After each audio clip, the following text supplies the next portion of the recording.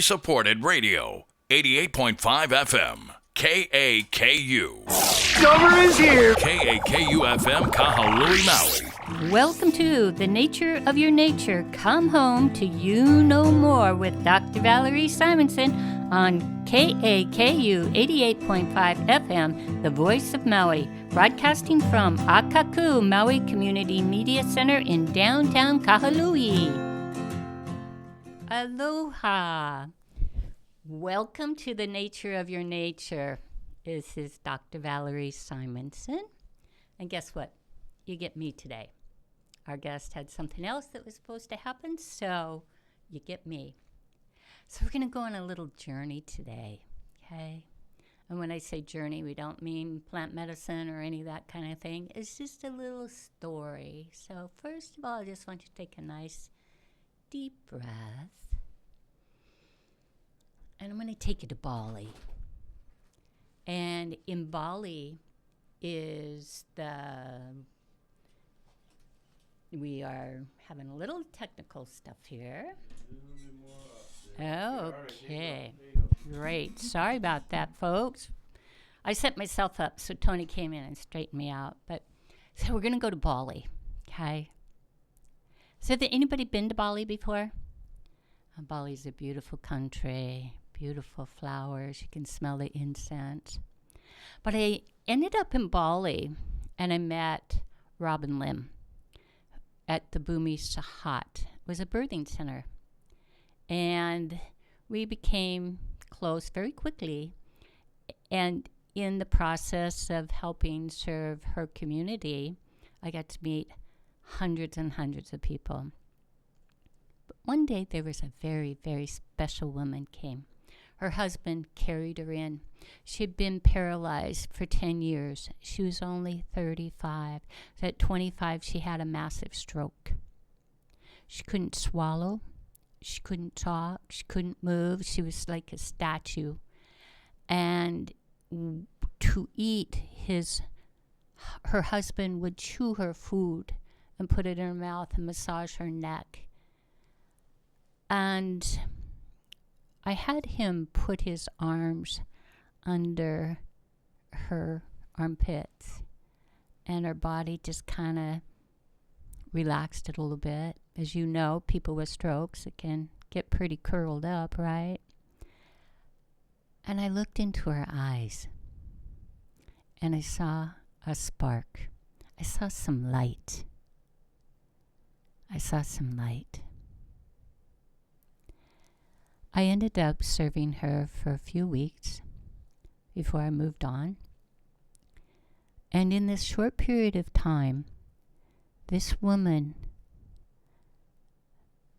had remarkable results. One day when I was walking away from her cot, she spoke the first time in 10 years, and she said, "Man, oh man, oh man." And within just a few weeks, she was able to walk, talk, and she had a great sense of humor. I didn't know Balinese, but it sure was funny. And then she could eat. She was so amazing. And when they gave a going away party there at Bumi Sahat, there at Ubud, Bali, she walked with me down to the party. And some of the people that had been working with her for 10 years or so, they said, "What did you do? What did you do that would have this miraculous recovery?" And I really thought about it. And the one thing that I did was I believed in her. I believed in her. Not the diagnosis, I believed in her.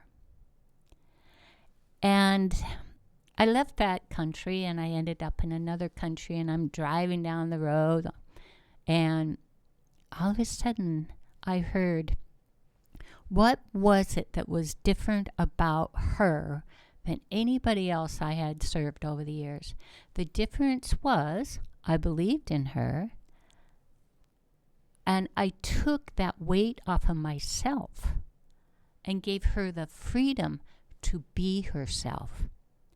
And something inside of her awoke, and she became herself, even after this massive stroke.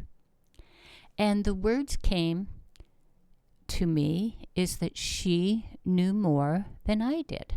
Now, I'm a physician. I know quite a bit. I'm trained to know a lot. But she knew more. And in that short period of time, what it did for me was started a whole new movement. And this movement I call You Know More. And that's with Know, K-N-O-W, now. You Now More. And that became the essence of what I was promoting across the world. You know more, you know more. I had it painted on my truck. That's what my buzz line was everywhere. You know more, you know more. Well, years later, and you all remember this time, we're going to leave Bali and all those sweet smells and all of that of Bali, and we're going to come back to about 2019, 2020. Remember where you were? Yeah, the COVID situation on the planet. Which that changed us all. And there was certainly the downside, but there was also an upside, which I'm going to talk about today, the upside of all of that. But as I was serving the planet, even though I had planned to be going to Vietnam and starting my new clothing line and all of this, leaving medicine, I was right back in the saddle serving people. And people were having amazing results using natural medicine. It was amazing to watch. When I started getting more involved with the global community, what I found there were 5 of my peers took their own lives. And after the 5th one, they were all in medicine. After the 5th one, I said, I got to do something. So what I did is I started a nonprofit to offer restorative care for healthcare providers, first responders, educators, and community leaders. Well, if anybody knows what it's like to start a nonprofit, you gotta go, what was I thinking? That's nuts. But fortunately, Dennis Bunda from SCORE, which is part of SBA, mentored me and my co-founder, Susie Nixon, and we got all the paperwork done and we became official in 2022. It took 2 years because systems were not working at that time, right? And we've been dedicated. You Know More is the name of our nonprofit. You Know More is dedicated to these people that selflessly give, which is a market, is a market that I love to serve. I love working with people that really are the change makers. And not that, I think the woman that cleans the toilet at the airport is one of the most amazing and most valuable people in the world. Everybody has their value. But what we did is we started creating global retreats for our target market. Healthcare providers, first responders, educators, and community leaders. Well, 8/8/23, and we all know what happened on that day if you were around Maui, and that was the day of the wildfires. So our book was being published that day. All of our retreats were getting ready to be put into a format to get marketing. All of this was happening. And I called the publisher and I said, stop. We've got to do something different. And so I loaded my truck with natural medicine and I ended up country, but then went over to the west side. So it's taken years. Well, it's been almost 2 years now, right? Since 2023. I've been in service. But at the same time, what we finally were able to do is come back to our restorative retreats. And I am so proud of our community, our You Know More community. Jessica Brazil, Lisa Carey, Maria Anauer, Harriet Witt, Malia Davison. What we did here locally, we did online programs, which we still do, And then we started doing in-person retreats in November of 23, I think that was. And what we have found is that this target market, we call that, they are maybe underserved a bit. So with our different kinds of programs that we've done over the last couple of years is we have served nearly 2,000. In fact, it is over 2,000 today because I saw a few people this weekend. 2,000 people we have served restorative care. And the most important thing that I found over the years is what COVID did. So definitely COVID separated us, right? We weren't able to go see grandma. We weren't able to go to work. You had to wear a mask, all these things to separate us. But in that separation, what I watched people do all over the world was drop back into themselves. And as they did that, they started realizing, you know what? I don't want to go back to that job. I don't want to go into office and work 5 days a week, 8 hours a day, and it takes me 2 hours to get there, 2 hours to get home. They started standing up for themselves. And I remember in the very beginning working with a principal for Waldorf. We were talking about how the teachers were compensating and coming up with these new programs for their students. Phenomenal that in a short period of time they had all these online programs, online schooling, all of that. But what I've watched over the years is that desire to come home to themselves. And that's what a crisis can do. A crisis can bring us back to, you know what, I realize I only have X number of days left on this planet. And what do I want to have in these days? Do I want joy? Do I want money? What is it that more important? Family, time with family. And so that is the benefit of COVID. I'm not saying that the other part wasn't atrocious. It was, and it still is. But people are doing things that they've only dreamed of because they know they can't go back. I remember in Yellowstone Park back in the 80s, in Yellowstone Park in Montana, and there was a big wildfire. And I used to go into Yellowstone Park, this one place in the park, and I would meditate and go deep in within myself and do my art out there in nature. And the fires burned everything down. They just let it burn. And when I ended up getting back into Yellowstone Park, probably 8 months later, I drove to where I always went, but I never recognized anything.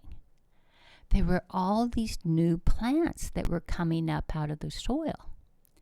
And I was taking medical archaeology at that time, I think. And so I talked to my professor there at Montana State University in Bozeman, and he said, let's go there.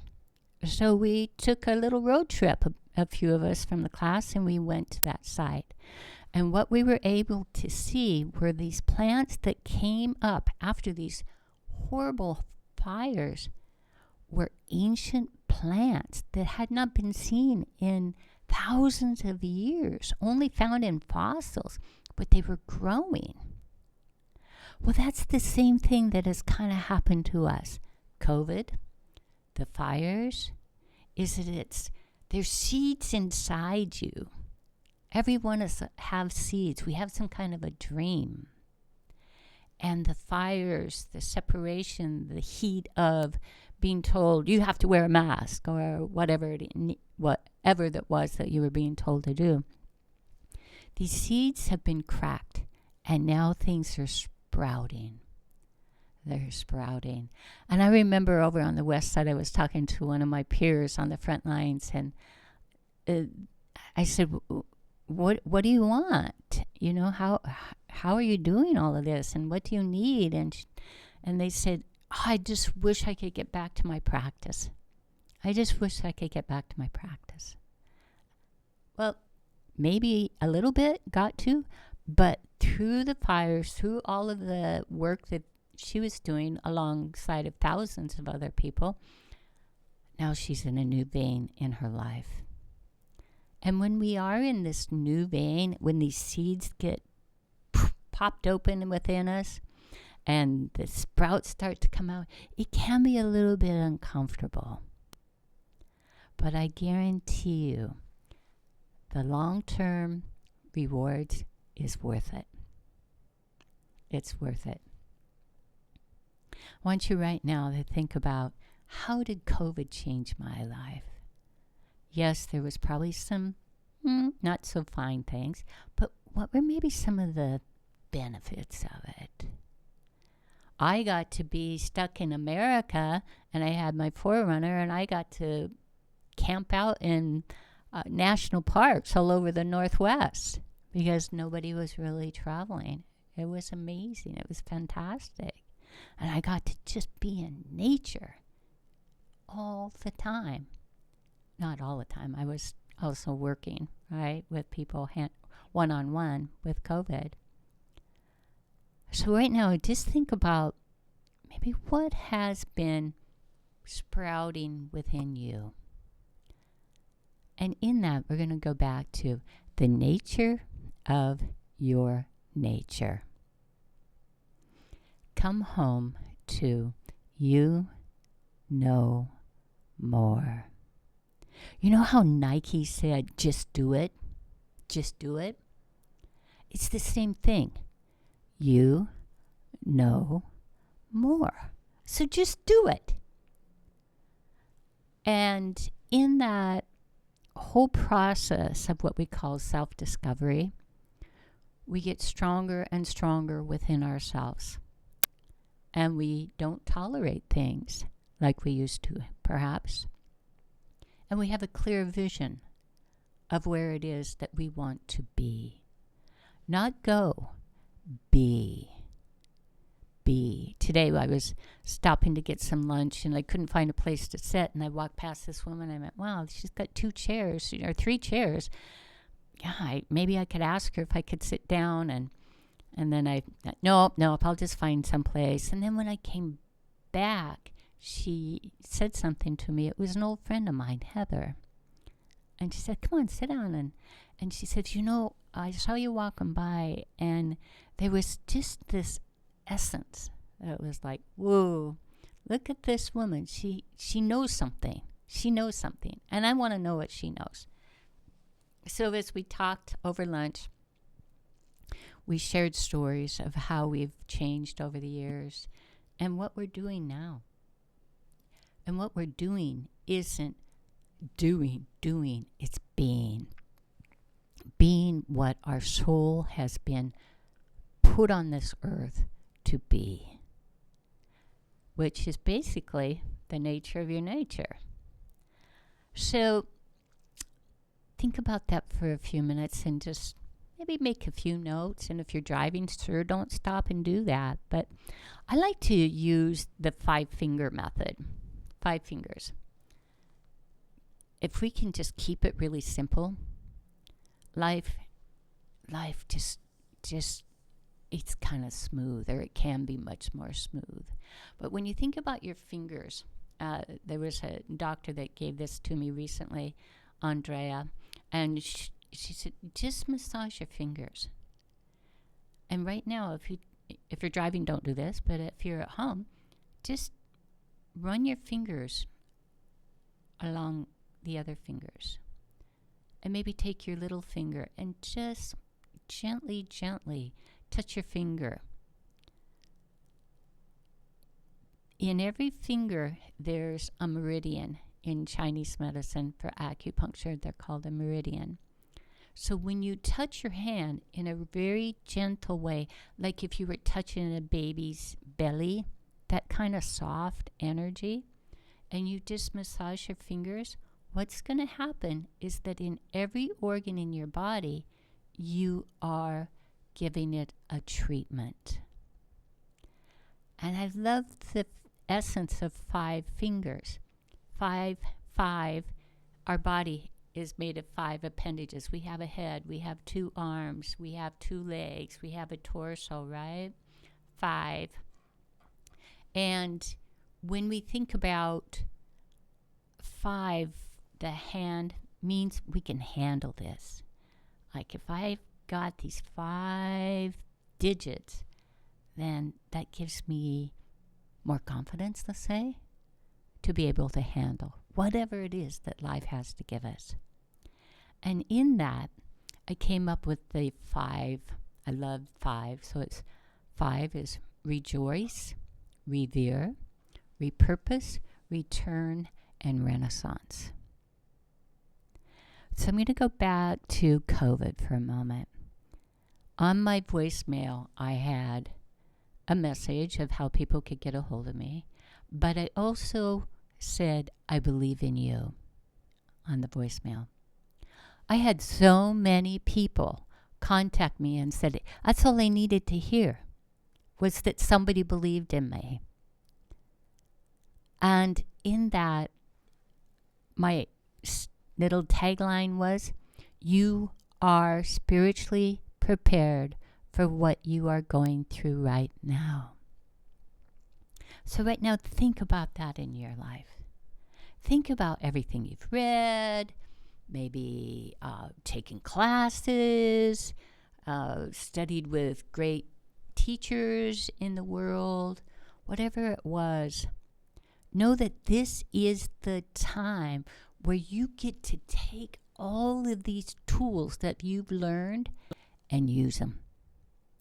And as Heather and I were talking today, it's like, okay, we have all these tools and we've used them in the past, but we got to go deeper and deeper. Get down into the roots of our being, and operate from that place. So I invite you right now, with your breath, to just drop down into your roots. And I'm not talking about your lineage, your ancestors. That's a whole nother topic. But just your body. Your body knows how to heal. We just have to look at deficiencies. Maybe there's some excesses. Maybe too much white sugar or any processed foods. And maybe it's, gosh, when I went for a walk out there in the forest and hugged that tree, oh my God, I felt great, right? And as I'm talking about trees, I want to go back to the fires on Maui for a moment. I was staying just a few minutes away from Honokowai Park, but I had to drive.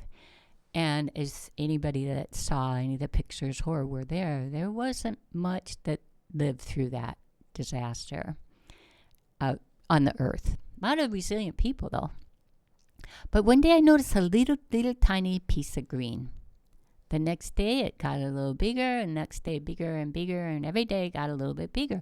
And then they put up those barriers so you couldn't see it anymore. But within a few weeks, there was green coming over the top of those barriers, and it was a banana tree. Not only a banana tree, but it had fruit. It was bearing fruit. When you think of a banana, you as a human being share 65% the same DNA as that plant. And I saw that over there on the west side, especially because I was over there for so long and I'm working consistently with fire survivors mostly, was they knew, just like that banana tree, it knew it was somehow going to live again. The banana tree did, and so did the people. What I saw was what I call the Renaissance. Some called it the phoenix rising from the ashes. Whatever you call it, divine intervention. When I have been asked how things are going in Maui, I'll say, well, things are going. But the one thing that I have seen to be consistent is resiliency. And it's happening all over the world. It's happening all over the world. People are becoming more resilient. Going back to the banana tree, that banana tree was resilient. And we look at some of the other pre-human beings that were on the planet. We share the majority of the same genes as the banana tree and other living organisms. So as we return to the nature of our nature, we can rest. And when we rest, that means we can rejoice. We can celebrate that. There's just something that you know.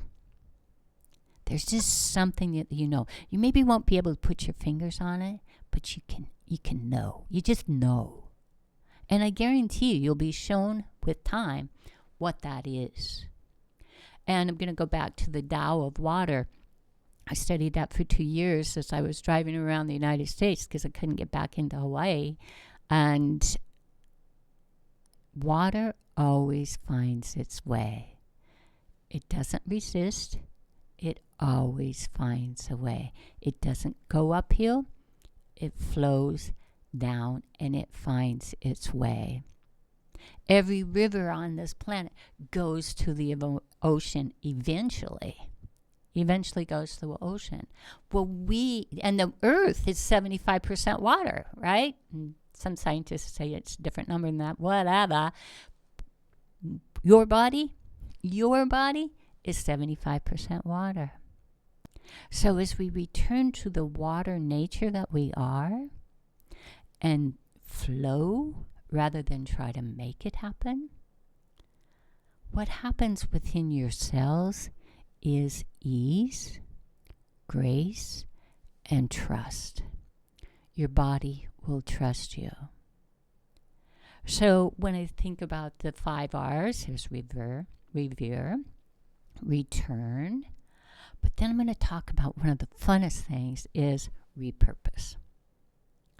What does that mean? We've had Rona and Sean here talking about repurposing materials, fabrics here on Maui, and that's a real trend. But what we can do within ourselves, in this body, with this relationship that you have with your body, as Andrea Marino says, this body, this place where you live. Our mind has ideas, and the mind can control the body, but the body also is a very active unit on this planet. So I'm going to use an example of repurposing. As a personal example, I was in a business deal one time, and things were sour, and I'll tell you what, it really took me for a ride, and I had to get legal counsel, and I wasn't able to get my money back. And I'm getting angry. I'm getting really, really, really angry. And one day I decided, you know what, I'm going to turn the anger into my attorney. Because the attorneys I had hired, they weren't getting anything done. But they were getting paid, right? So I turned my anger into my attorney, and her name became Amy. The next day, Amy, which is me, I just repurposed my anger, and I talked to the company, and they said, okay, we'll give you 85% of your money back. I took the anger and I repurposed it, and I got the benefits of what it was that I wanted and needed and deserved. So right now, think about some of your emotions maybe that are going on right now, like with the changes happening on the planet, and got anger. Well, what are you going to do about that? We've got a lot of options that we can do. We can be angry at them, or we can take personal responsibility for ourselves. From my experience in life, everything that comes to me is my teacher. But when I was working with a group of people last night, I was thinking, what was my emotion in that moment? And that was worry. Worry. So I decided, you know what? I'm going to bring back one of my old friends, repurposing worry, and turned it into, or pulled it back up to Wei Qi. Wei Qi in Chinese medicine is an energy that pushes out from the center of your being, and it's your protector. And as soon as I reconnected with Wei Qi, and her name is Wei Qi, I instantly felt better. So I give you this opportunity to consider repurposing some of your old behaviors that maybe are outdated. And then what we do when we repurpose these behaviors is then we get to change patterns. We get to change patterns. And you know how a computer has this, you can update it? We are being updated right now. We are being updated. All the different things that are happening, we're in what we call evolution. And so as our cells are being updated, the big buzz in science right now is mitochondria, which is the energy creator in the cells in your body. Right now, you've got thousands and millions, probably millions of mitochondria that are going, I want to live, I want to live, I want to be bright, I want to be a shining light. These are actually cells inside your body that's their purpose on the planet. That's their purpose in your body. So as we return to our breath, and then we revere that this body, this place where you live, is here to serve you. And it's our personal responsibility to be responsible to your body. Now, what does that mean? What does that mean? I mean, everybody's been told, don't eat sugar, don't eat processed food.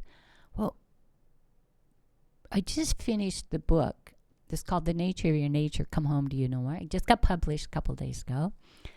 And it's based on the ABCs of the nature of your nature. A is awareness. Awareness. So let's think about, let's say, white sugar or processed food with MSG, perhaps. As you eat these foods, drop down in your body and see what happens. Now, there is a natural reflex that when we eat, the blood is going to your belly to help you digest. But if you eat something and are extremely tired afterwards, that's probably because the body wasn't able really to handle that. So that's what we call awareness. A lot of people, when they eat, their nose starts to run, or they'll get post-nasal drip, or maybe their shoulder hurts. That's called awareness. Listening to your body. Listening to your body. What is it telling you? And that's what we call awareness. Now, the word is mindfulness. But then we take the other word associated with the A, and that is alignment. And I recently had some work done with a somatics professional, and they said, you need 3 words, Valerie. Length, width, and depth. I'm going to say those 3 words again, a little bit slower, and see if you can experience that in your body. Length, width, and depth. Now, I know if you're listening to this broadcast or on YouTube, whatever, you're deep. You're deep and you're looking for answers. But I guarantee you, there may be lights on out here around that are shiny and bright, and everybody's here to help one another, but it's all inside. It just needs to be remembered, revered. So right now, just again, take that breath. Be aware of your body. And I love the old saying in 12-step programs, HALT. HALT. Are you hungry? Are you angry? Are you lonely? Are you tired? Like the other night, I didn't get hardly any sleep. There was so much going on in my brain with the things that were being done on the outside world, not in my personal world, but the outside world. And I went, wow, this is 5 hours I'm laying here awake. What can I do? I went back to my awareness. I was very angry, and I was also lonely. Heard somebody say the other day, I live with other people, but I'm very much alone. And that is one of the things that happened with COVID. Made it much stronger anyway, the aloneness. And then tired. I was tired. I was lonely. I was angry. So what I did is I just felt into all those things, experienced that, and then aligned my being, my body, this place where I live, length, width, and depth. Oh, and I remember the other thing that was happening. And if you were on Maui in 8/8/23 for the next few weeks, the wind was horrific, right? Do you remember that? Well, we were having one of those days here on Maui. And I couldn't close my windows enough to cut off the noise. So I actually put on some handpan music. And I just let that play over and over and over. And at 3 o'clock in the morning, I was able to go to sleep. And when I woke, I went, gee, I'm going to be tired today. And then I went, you know what? You don't have to be. You don't have to be tired. Because you are aligned in your body. Now, what is it that you need? Right? So that's the A, awareness and alignment. Then we go into the B. What is the most important thing that we get to do on this planet is breathe. I remember when the fires came out, and I stopped here to Akaku, here in Kahului, and that's what Chivo and I talked about, is just breathe. And I remember decades ago, one of the people in the county said, breath is the contract to life. So as we breathe, aloha, breathe. And when we take that breath, what it does is it gives us discernment. It gives us space within our body, but also in situations. And then the other part of B, we have breath, we have bodify. Bodify means movement, moving our body. And if it's nothing more than in our brain, just thinking about moving, thinking about dancing. If somebody's not able to, let's say that they're paralyzed or something like that, they can still think it and the body will get the message. But any kind of movement. So the wonderful thing about, in a lot of places in the world anyway, we could just go outside. Breathe. The trees breathe. They don't have to be told to breathe. But sometimes we as humans need to be told to breathe, because with trauma, what happens is that the diaphragm can get locked up, and then we're not breathing with our belly. We're just breathing with our chest. And the chest breath is but as soon as we drop down into our belly,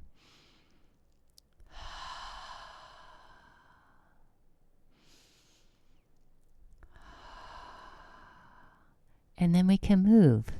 And that's the beauty of dance or any kind of body movement, some kind of a, let's say, baseball or anything that involves movement. And And even just anything with your fingers. If someone is having a lot of anxiety, one of the best things for someone dealing with a lot of anxiety is do something with your fingers. Learn to knit. I remember Ram Dass saying many years ago, there was a woman in the front row knitting, and he went up to her and he says, "Why are you here?" And she said, "Well, I came to learn about what you teach and enlightenment and all that." And he says, "You already have got it. You're a natural meditator, and you've already attained that." And you think about people that you know that are knitters or painters, all these different things that we have using our hands, right? That brings us to that place of peace. And right now, that's what we really, or most people want, peace on earth. Well, so we start with the earth within ourselves, these bodies, this place where you live, which takes me back over into the next section, which is C. A was awareness and alignment. B is breath and bodification. C is connect. Connect and communicate. So connect. This morning I went, wow, there's something going on with my eye here. What is that? And so I checked with it. I went, oh, it's okay. It's okay. Maybe I got bit by something while I was sleeping. You know, bugs in Hawaii, right? But as I communicated more clearly with my body, I went, wow, yeah, you definitely got something happen to your eye this morning.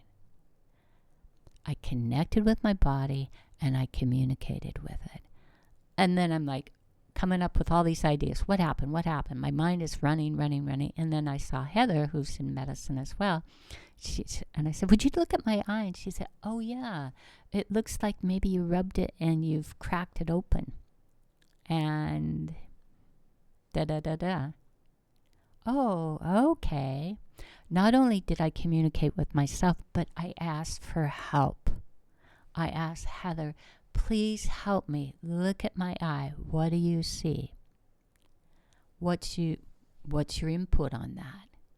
Now, yes, I do know more, but we are not on this planet to be by ourselves. So as we communicate with others, but make sure when you're communicating with people that you trust. I trust Heather, right? And I know that you've got your friends that you trust as well. So communicate with others, but communicate with your body. Connect with your body. Connect with other people, but connect with your body.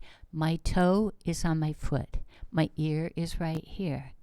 And as we connect, there is this thing that happens in the body. It's called calm. It's called calm. And then we have this thing called choices. You have choices all the time. Make the choice that fits where your soul is right now. And then have clear discernment. Like, you know what? That really doesn't work for me. Thank you very much for that input, but that doesn't work for me, right? And choose to be around people, places that make you feel good, make you feel safe. Now, how can anything make you feel safe? I know one thing, when I listen to radio or I don't have a television, but if something's going on and they're talking about crises, all of these things, I don't feel well in my body. So what I get to do, and I encourage you all, is to step back, get perspective, return to the nature of your nature, and then make wise choices on what brings you pleasure. What brings you pleasure? Some of my friends were out waving the signs the other day. That brings them pleasure. Where my pleasure is right now, I go into prayer. That brings me pleasure.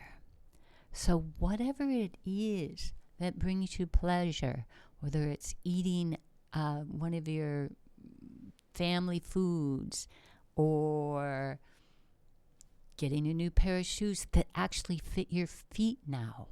You know, we're supposed to change our shoes every 2 years, unless you're not wearing them very often, because our cells in our body right now, as you're sitting there right now or driving, your cells are dying and new cells are being born. And how can we expect our body and our feet to be wearing the same shoes that you wore 10 years ago, even 5 years ago? After the fires, I wore the same boots every day in the fires. There was a day that my feet were so bad from the water, the heat, all the toxins that were coming in. My feet were raw. And I took my boots and I planted a plant in them, buried them in the ground. And then I got a new pair of boots. That's what we get to do. We get to get a new pair of boots. We get to walk in a different way. And there's all kinds of different situations in your life, and I know that you've got a lot that you could share about that. Things that have come into your life to help your soul evolve. To help your soul evolve. And with that, we need to update behaviors, repurpose old patterns, give things a new job description. My anger became my attorney, Amy. So in your life right now, think about the possibilities. Possibilities, but also opportunities. If you think it, you can be it. And I always think of Walt Disney when I say those things. Walt's one of my favorite people. Mickey Mouse. I am a Mickey Mouse through and through. He said, always go for it. Remember your dream. Live your dream. And I know inside of each one of you, there's something that's saying, you know what? I'm not going to do this anymore. I'm not too sure what I want to do, but I'm not too sure. Well, I'm pretty sure pretty sure I'm not going to be doing this anymore. Now what we do is pray for courage. Just ask for courage. And courage is dependent on your breath. If we're holding our breath, you're not going to have the courage. The body's going to go into what we call fight and flight. And then the only thing we're looking for is a way out. Where's the exit? Where is the exit? I need to get out of here. I'm not feeling safe. And there are times you need to get out. You need to get out. But there's also times where it's just you need a new place to live, maybe. Or you need a new place to shop. Or you need a new circle of friends. And I will tell you that has been one of the biggest benefits that I've had from the fires. Working beside hundreds and hundreds of first responders. And these people are now my friends. We got each other's back. We've been through it. We know what everybody's been through, right? And we're here for one another. And I'll tell you, that is the most valuable thing that I can think about right now in this moment. And with that, the word value. You know, when people talk about I have a worthiness issue, oh, this is a worthiness issue. I remember my therapist years ago, she'd tell me every time I'd go see her, she says, you know, Valerie, this is a worthiness issue. Every time I went and saw her for a year. She's driving a Mercedes and I was driving an Zuzu. And one day she said, Valerie, this is a worthiness issue. And I come flying off her couch and I said, this is no effing worthiness issue. This is what I learned to love hurt me. And she looked at me and she said, well, I think the queen has arrived. Let's have a cup of tea. And that's when I realized what I was taught is what I became. And it was all an illusion. It was my parents' fears or society's fears, all of these things that I took on. And maybe you can relate to that. And right now, in this evolution that we're in, you and every person on this planet has the opportunity to create your life the way you want to create your life. It doesn't mean it's going to be simple, simple, simple. You're going to have to do make some risk, right? But as you do, as you follow your heart and go with the flow, we cannot make things happen, but we can allow them to happen by being in the flow of nature, like water. And always keep your head up above the water. And as the Hopi said years ago, let go of the banks, quit hanging on to the banks, and allow the water to take you where you need to be. That's what we get to do. And as we do that, remember, 75% of your body is water. It's water. So get in the flow. And when we're in the flow, what we attain is what I call the 5th R, a renaissance, a personal renaissance. Who wouldn't want a renaissance? I remember after that, therapist had told me, this is a worthiness. And I said, no. This is what I learned is love. That was my moment of a renaissance. And when I went from worthy, I threw that word out and I put value. Value. V-A-L. Capital Y, capital O, capital U. Value. As you value yourself, you return home, you revere the nature of your nature, repurpose outdated behaviors, outdated patterns. What we get to do is have that personal renaissance. And you will know within yourself by just looking in the mirror. Go to the mirror when you have a chance. Go to the mirror. Look in the mirror. And stay looking in the mirror until you see that light. Which I'm going to go back to Bali. Remember when I told you I looked into that woman's eyes? And I saw a spark. I guarantee you, every one of you has a spark. But sometimes we gotta look really, really, really for a long time to see that spark. And when you see that spark, you just remember, this is who I am. This is me. This is me. And then as you put on your clothes for the day, you dress the way you want to. If you want a blue sock and a pink sock and whatever, doesn't matter. Just be who you are. And as you do that, there is one thing that I have found that is the most beneficial of anything to wear, and that is a smile. And did you know that you burn more calories with a smile rather than a frown? So practice the smile and look in the mirror.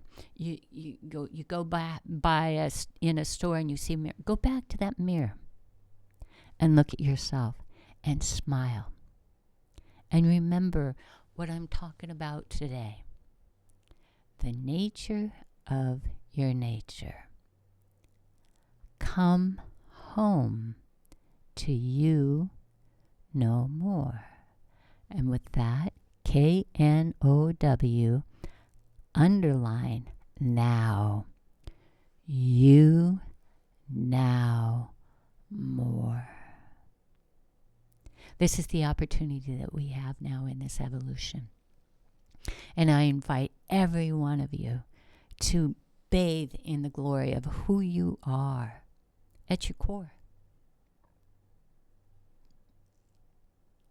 Smile. when you see yourself. Look into your eyes. And then when you're around anybody, wear that smile. I guarantee you it will benefit others, but more is going to benefit you. Because when we smile, the cells start to change in the body, and they smile. Lisa Carey talked about that with somatics. If you have pain somewhere, you smile into the pain, and the pain goes away. So thank you for spending today with us. The nature of your nature. Come home to You Know More.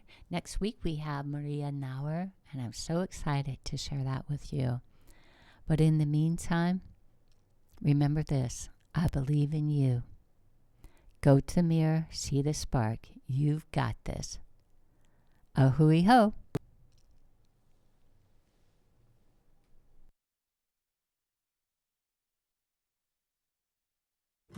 Aloha, this is Dr. Valerie Simonsen, host of The Nature of Your Nature. Come home to You Know More.